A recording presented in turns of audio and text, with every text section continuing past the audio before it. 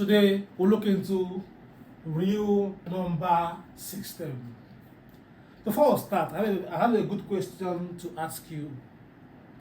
What is the difference between natural and whole numbers? Tell me. Natural and whole numbers. What do you think makes them different? Okay. How do I explain this to you now? You see, natural numbers are those set of numbers you learned first in your early life. Those numbers you learned first in your elementary school, yes. Where your counting started from. 1, 2, 3, 4, 5. Those are the natural numbers. Yes. Natural numbers. Let's use n to denote natural numbers. N is equal to 1, 2, 3, 4, and so forth. Those numbers you learn first in your life. These numbers, they are the natural numbers. In your school, did you learn 1, 1.1, 1.2, 1.5, 1.7? No. Those numbers were not there. As a young student, maybe primary school or your basic school, they will teach you 1, 2, 3, 4, 5, 6, 7, 8, 9, 10 as the first numbers you need to know in your life. Those numbers are called the numbers you learned naturally, the natural numbers. Now, whole numbers is just these same numbers, just that there is 0. 0 is included. Whole numbers starts from 0. 0, 1, 2, 3, 4, and so forth. Whole numbers start from 0, while natural numbers start from 1. So we are saying that natural and whole are the same, just that the only difference is that we have 0 in whole numbers. Therefore, the first whole number is 0. Yes. So, having known that all the natural numbers are contained inside whole numbers, all of them here are also here. But all the numbers in whole numbers are not inside natural numbers. Which number is that? 0. This is the only difference between natural numbers and whole numbers. I think we've answered this question if you pay attention here clearly. So today we look into real number system, and these are some basic things you have to know. The next thing I would love to explain to you now is what we call integers. Integers. Yes, integers. You know, integers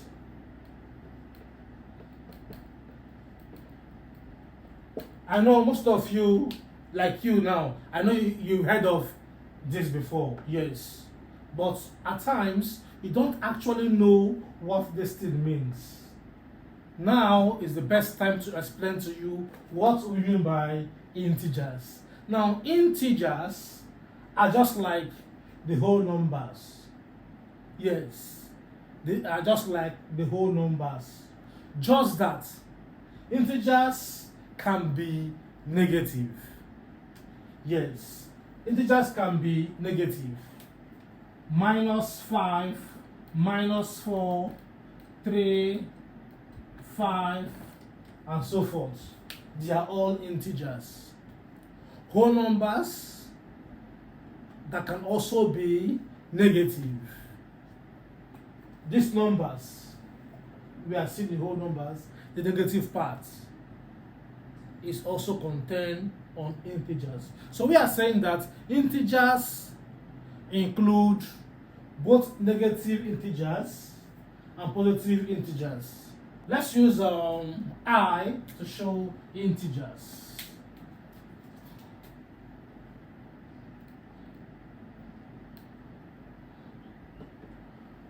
I can have negative 6, negative 5. I have 7, 8, and so forth. So integers can be negative, yes, but whole numbers can't have anything negative.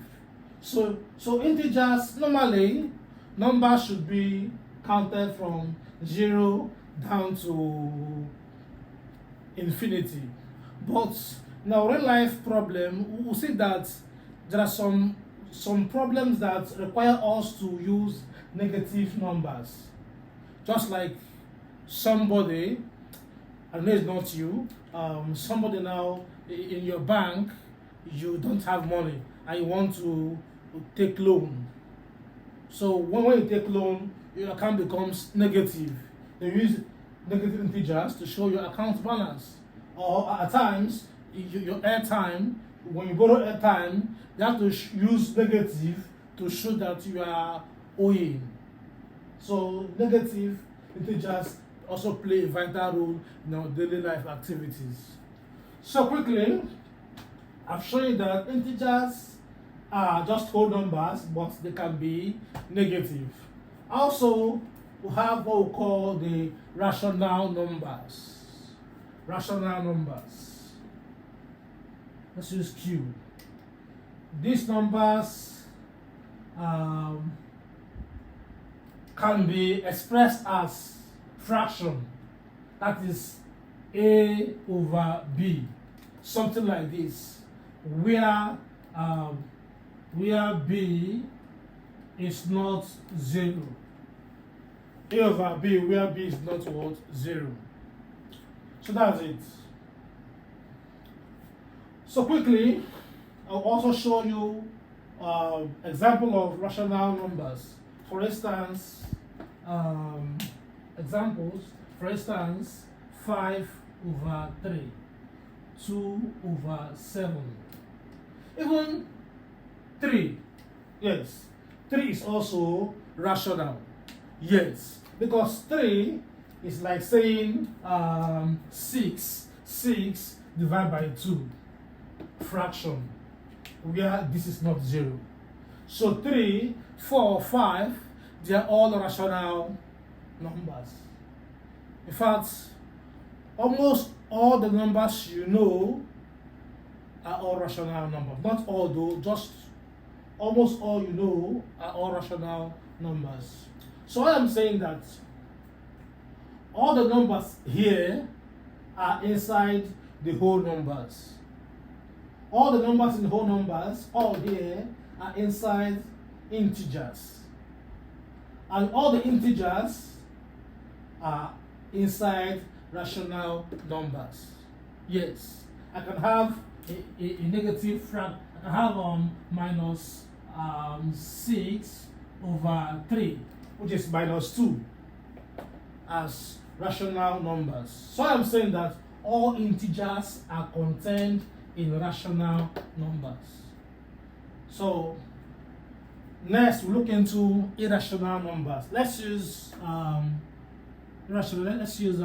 Q complements.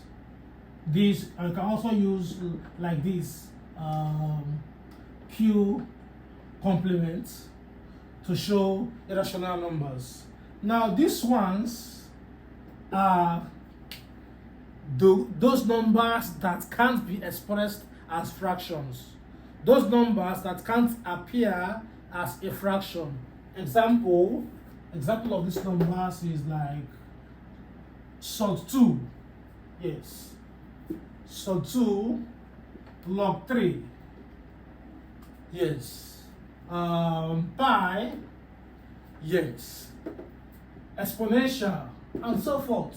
We have so many numbers that we can't place them as fractions. Those numbers are the irrational numbers. I will tell you why I used rational complement to denote irrational numbers. So these numbers here, how do we explain them better?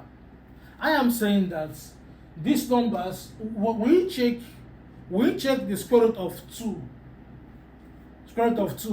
you will observe that.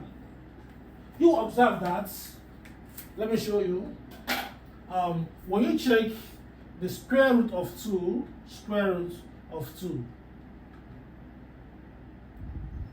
you have it that the answer is 1.414213,562. Now this number did not end here. Root of 2 did not end there.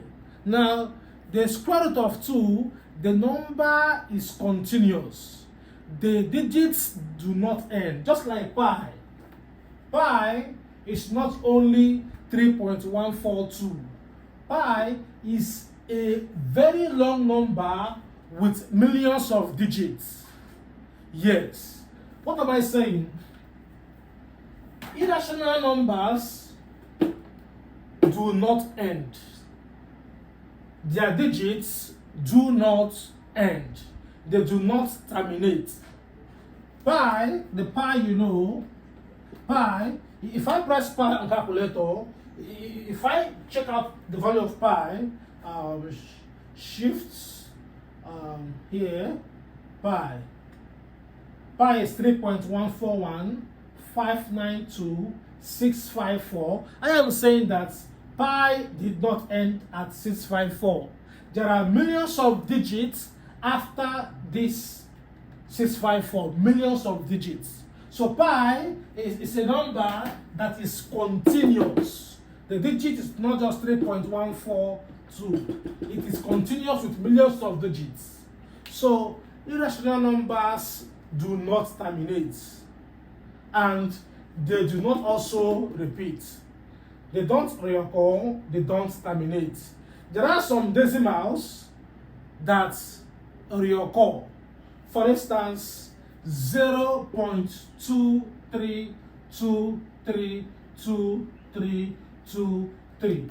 This number now, 23232323.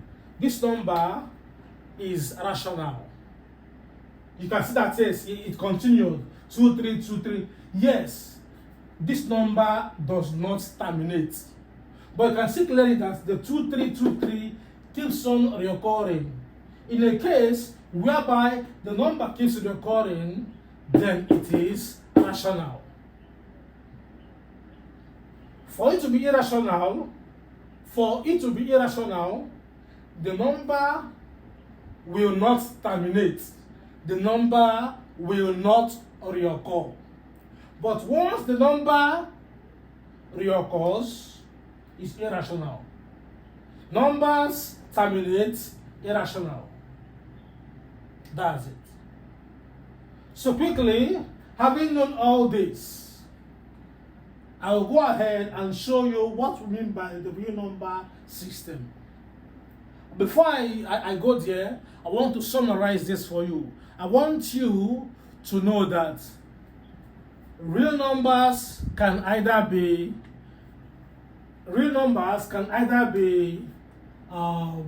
rational or irrational.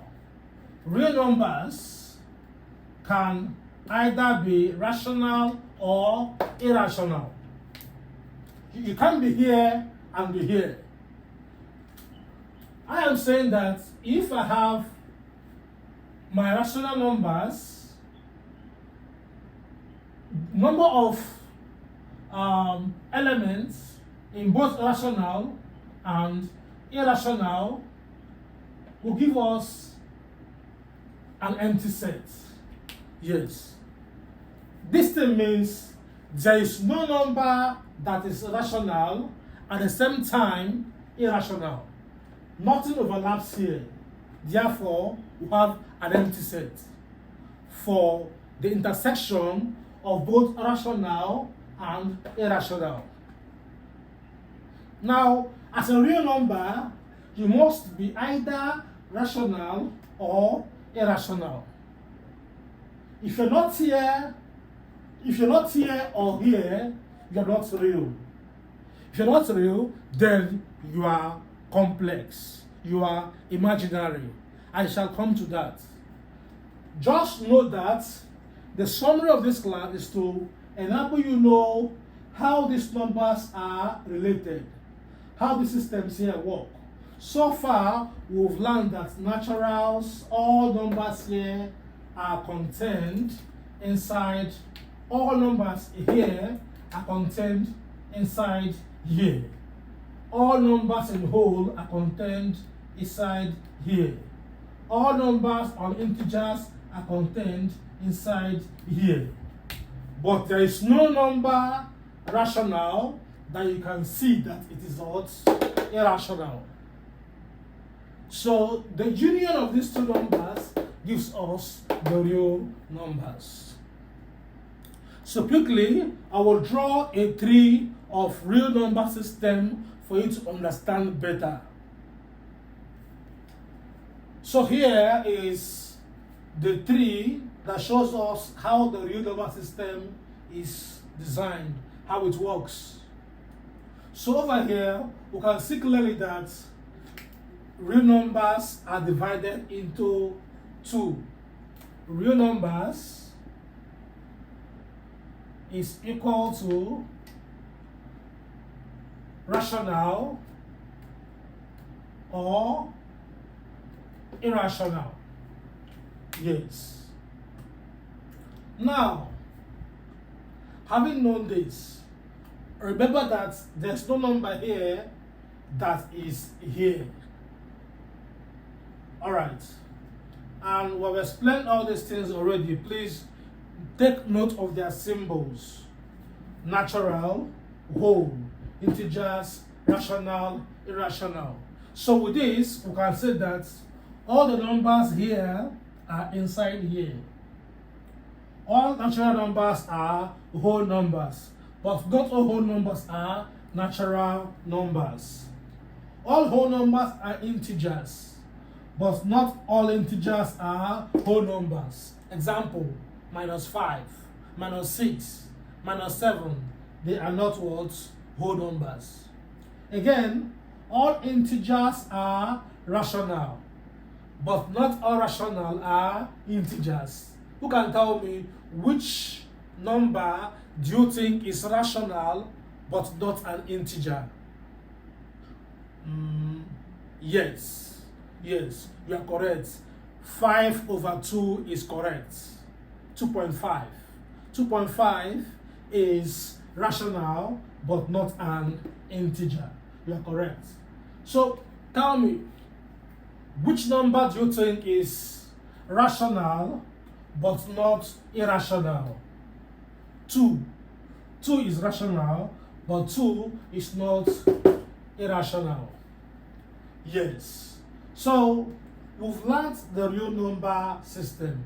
Just know that real numbers are the numbers you can place somewhere, the last number is assumed, the smallest number is assumed to be minus infinity. Numbers that run on the number line down to infinity. Real numbers are numbers you can find on the number line. Numbers that are not here are not real. Example, the square root of -4 can be found here. The answer here is 2i. I stands for iota. 2i is not a real number. 2i is a complex number. It's a topic on its own we shall discuss and upload videos on. So this number is not a real number. Real numbers are numbers you can find on the number line. Numbers from here down to infinity. So this is a complex number. Complex. And it's a topic on its own. When we get here, we shall show you what we mean by complex numbers. So this will be all for now. Quickly, I will give you questions to help me and feel, then we are good to go. Before I give you the question, just know that we can show these things mathematically. We can say that natural number is a subset. When we upload the videos on sets, you will learn more about this. This is a subset, a proper subset of whole numbers. Yes, of whole numbers. Yes. And whole numbers is also a proper subset of integers. Yes. And integers is a proper subset of rational numbers. Yes. Yes. So know this.